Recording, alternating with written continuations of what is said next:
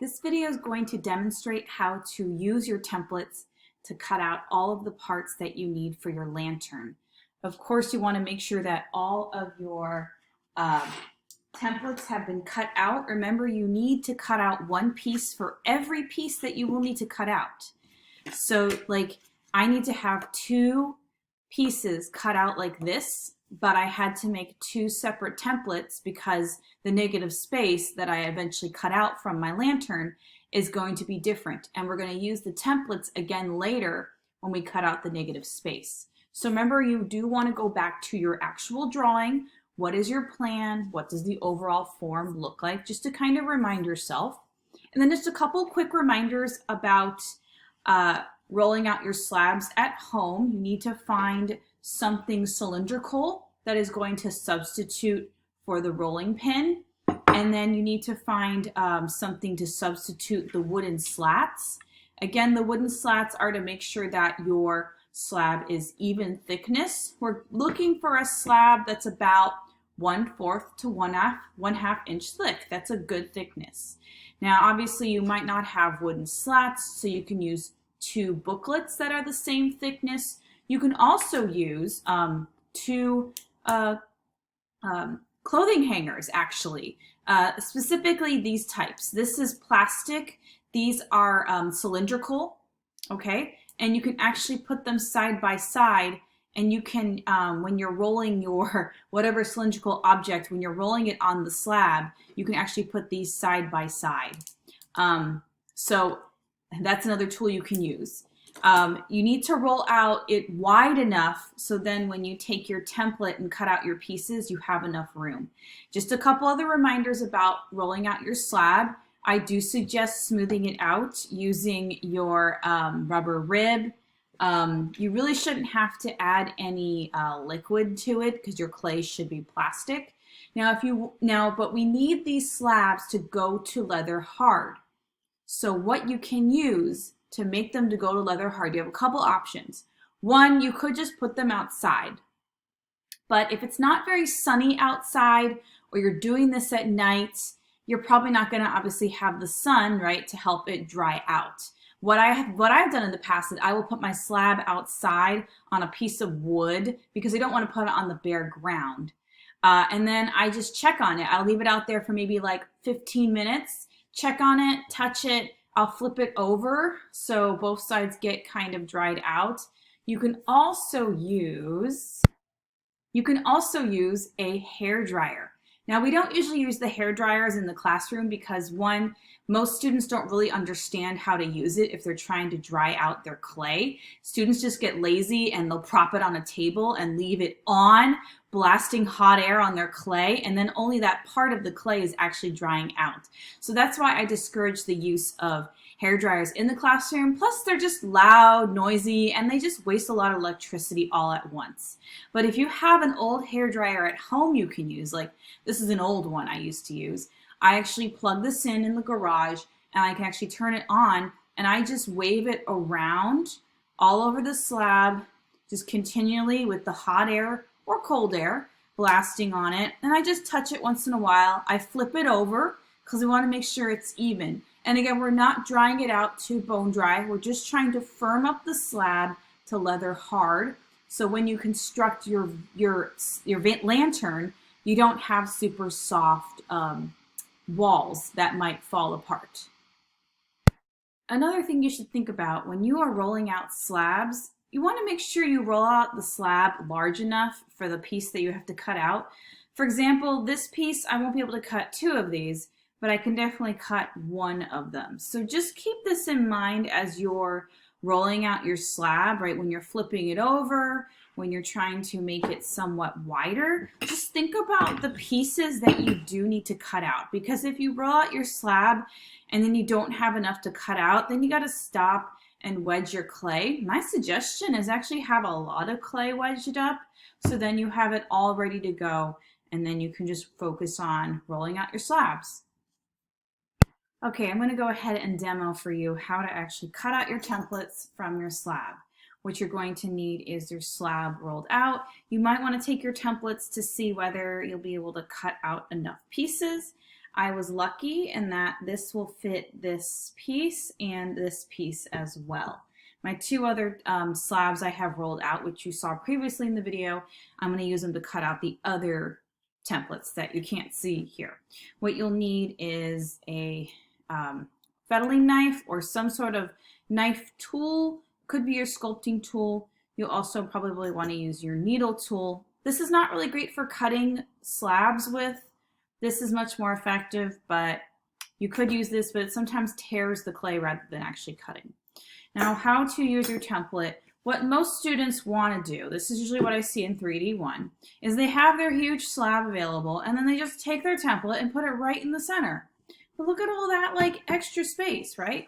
Think about whether this slab, how many pieces of clay can you get from this slab, right? How many parts of my lantern can I get?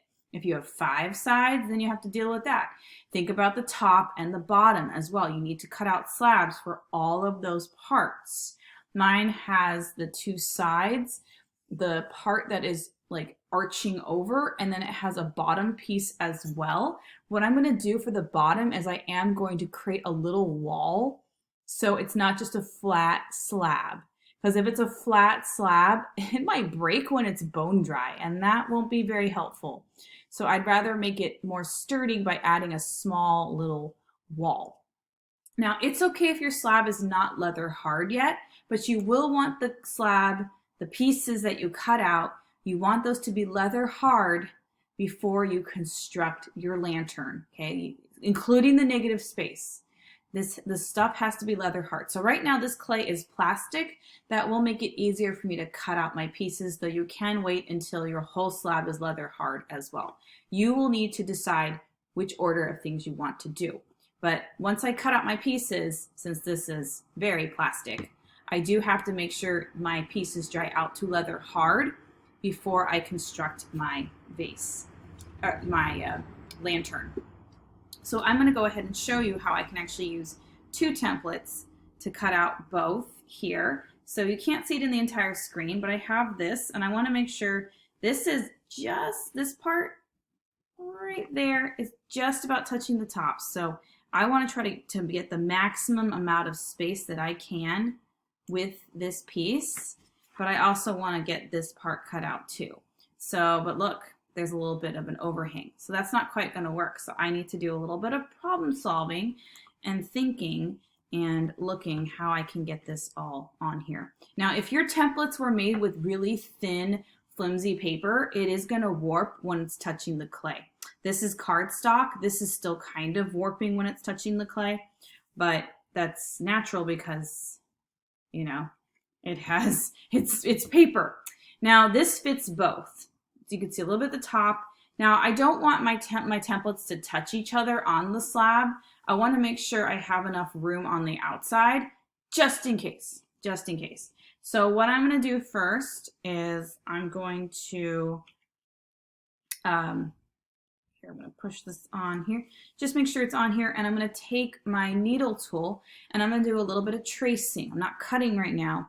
I'm just tracing, because then I don't have to use the template. After I trace it, and I'm tracing very carefully and deliberately, and I'm taking my time, I'm not just going crazy, because I want, you know, we want your lantern to match the size, right? That's why you cut out these templates for the specific size that you're going for.